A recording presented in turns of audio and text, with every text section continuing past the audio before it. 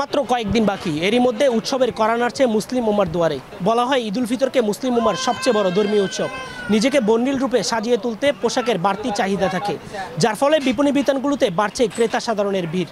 এরই মধ্যে বন্দরনগরী চট্টগ্রামে জমে উঠেছে ঈদ বাজার, বাড়ছে ব্যস্ততা, বাড়ছে কেনাবেচা। এবার ঈদের কেনাকাটায় মেয়েদের পছন্দের শীর্ষে মেয়েদের পাকিস্তানি থ্রি পিস আর ছেলেদের কাশ্মীরি পাঞ্জাবি। ক্রেতাদের পদচারণায় মুখরিত এই পাকিস্তানি থ্রি পিস ও পাঞ্জাবির দোকানগুলো। কাশ্মীরি পাঞ্জাবির চাহিদাটা বেশি, কারণ এটা কাপড়ে কমফোর্টেবল, পরে মজা, এমনি সিজন আনসিজন অল টাইমই ভালো চলে। পাকিস্তানি ড্রেসটা হচ্ছে আপনার এই গরমে শীতকালে অলওয়েজ আপনার পরে কমফোর্টেবল, ওই জন্য ওটা চাহিদা বেশি। পাকিস্তানি আমাদের বিক্রি করি। এখন আমরা এই যে আমাদের কালেকশন যেগুলো আছে বর্তমানে সব পাকিস্তানি। আমরা ইন্ডিয়ান বয়কট করছে, ইন্ডিয়ান মাল সেল করতেছি না, কাস্টমারকে পাকিস্তান মাল সেল করি আমরা।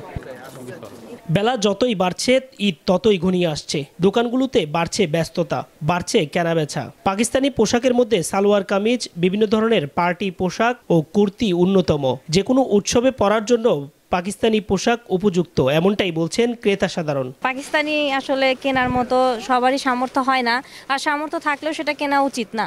দেশির দিকে যাওয়াটাই সবচেয়ে বেস্ট আমি মনে করি, কারণ পাকিস্তানি আপনি একটা ড্রেস কিনতে যাবেন 5-5.5-এর নিচে নাই। আমি শুধু কিনে আলমারিতে ফেলে রাখার কোনো প্রশ্নই আসে না। ঈদবাজারে এবার ভারতীয় পোশাকের একক আধিপত্য নেই, দাপট রয়েছে পাকিস্তানি থ্রি পিস ও কাশ্মীরি পাঞ্জাবির। বিক্রেতারা বলছেন পাকিস্তানি থ্রি পিস আর পাঞ্জাবির মানে আরও উন্নতি এবং আমদানি সহজলভ্য হলে পোশাকের দাম কিছুটা কমতে পারে, যা সাধারণ মানুষের ক্রয় ক্ষমতার মধ্যে থাকবে বলে মনে করছেন ব্যবসায়ী সংশ্লিষ্টরা। চট্টগ্রাম থেকে এস এম ইরফান।